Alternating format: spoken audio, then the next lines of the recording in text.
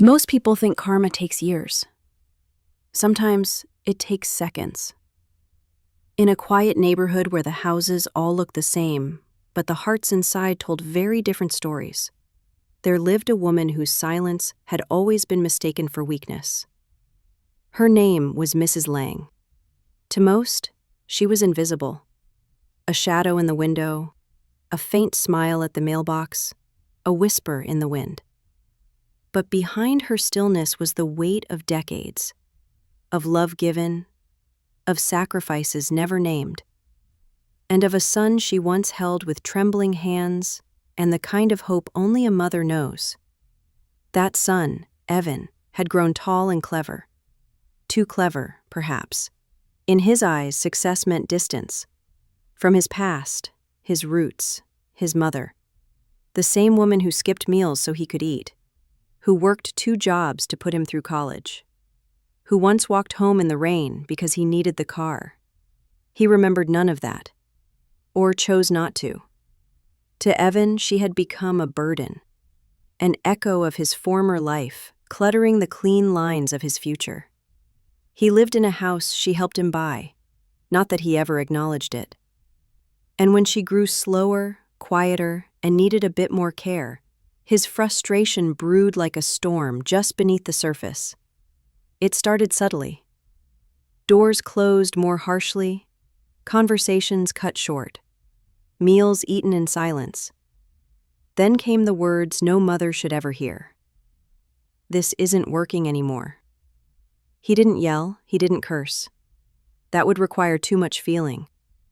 Instead, he told her with the cold efficiency of a business memo that she would need to figure something out by the end of the month.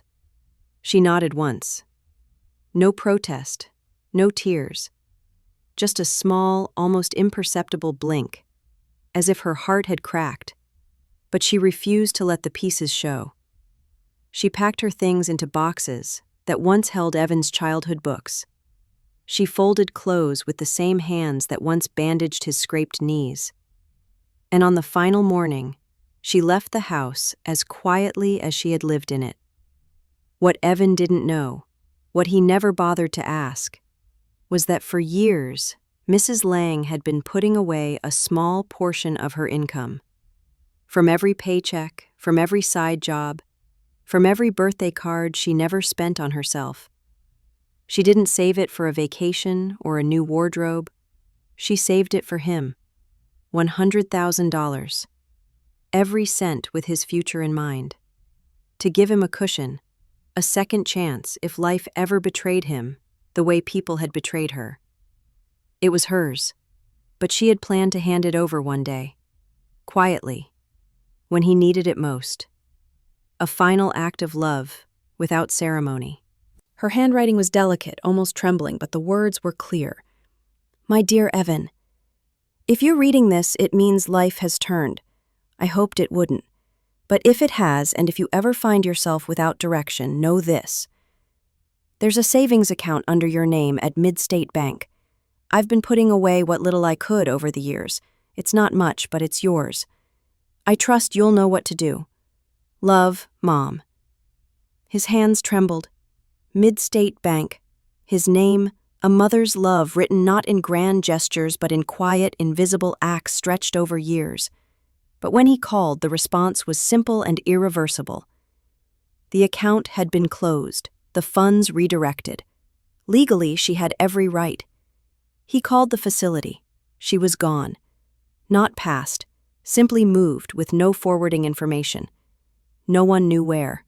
The woman he once cast aside had vanished like mist at dawn, and with her, the fortune he never knew he had. Not just the money, but something far rarer. Unconditional love. The weeks passed and Evan barely noticed her absence. The house was quieter, cleaner. No more reminders of his childhood scattered around.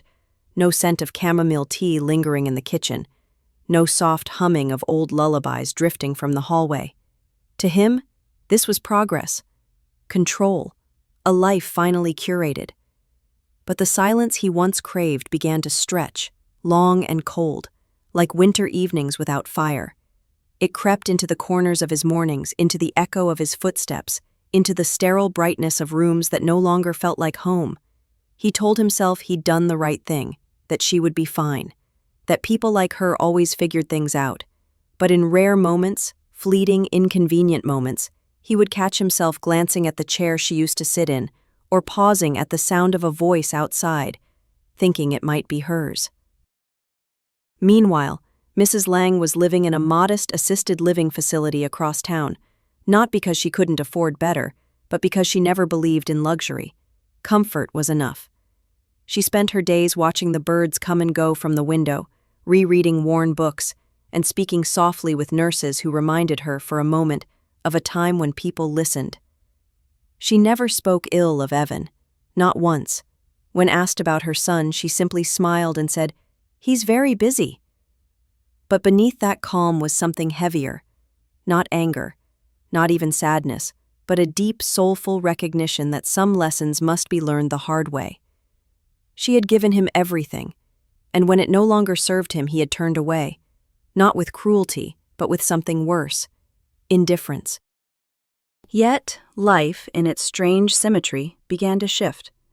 Evan's job, the one he had sacrificed so much to protect, started to teeter.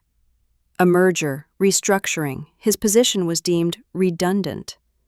One day he had power, the next, just severance papers and polite condolences. The market was unforgiving. The interviews went nowhere, his savings dwindled. The apartment he moved into after selling the house, the same house his mother had once helped him afford, began to feel more like a cell than a sanctuary. That's when he remembered the letter. It had come in the final week before she left, sealed in a small white envelope resting on his desk. He hadn't opened it. Pride, guilt, maybe both, but now, with desperation tapping on his shoulders, he reached for it. Her handwriting was delicate, almost trembling, but the words were clear. "My dear Evan, if you're reading this, it means life has turned. I hoped it wouldn't. But if it has, and if you ever find yourself without direction, know this.